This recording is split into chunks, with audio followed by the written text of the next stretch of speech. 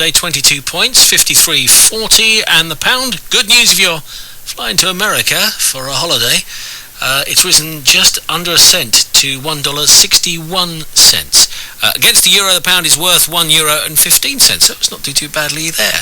Also, the Bank of England has announced that interest rates will remain unchanged. They've been at a record low now for a long time.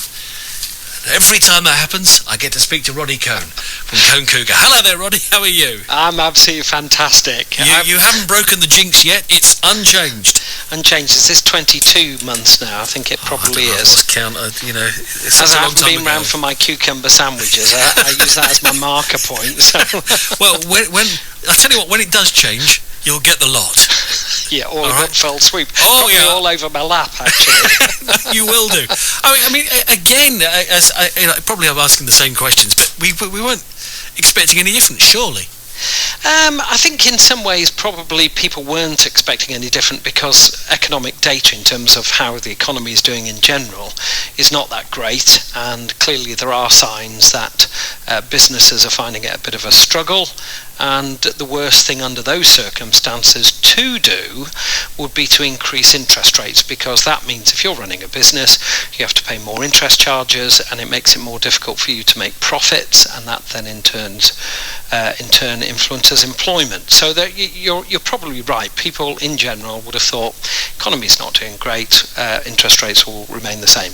Yeah, also I imagine they didn't want to affect mortgage rates because people are finding it tough enough to spend money. They don't want it to be any tougher, because you need to have some growth, surely. Yeah, and it's interesting, isn't it? And it's working in that sense. I mean, I think we've got to give credit where credit is due to the government, because just a quick story. I was down the road having my tyre, because I had a puncture, and I had to get these fitters to change my tyre. I won't mention the company. So I spoke to Craig, Andy and Dave, and they're 19, 23 and 25 respectively. And it's quite interesting to know that two of the lads who live at home with mum and dad aren't feeling, the cost of inflation increases and the modest pay rises that they've had. They had a 2% pay rise this year. They're not feeling that too much, but they're still feeling the pinch a bit.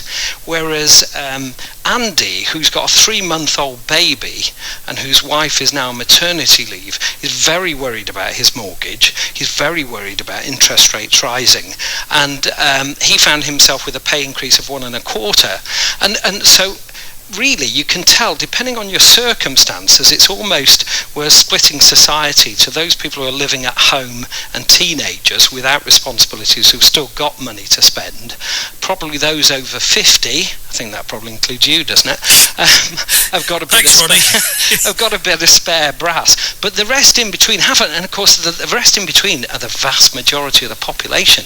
And that's where this stuff is all fairly complicated, because you need the people in the middle to be spending as well, and that isn't going to happen any day soon. Can I just say, I've got a family and a mortgage, so it doesn't matter what age you are. 250 like me or beyond, you still have got grey hairs.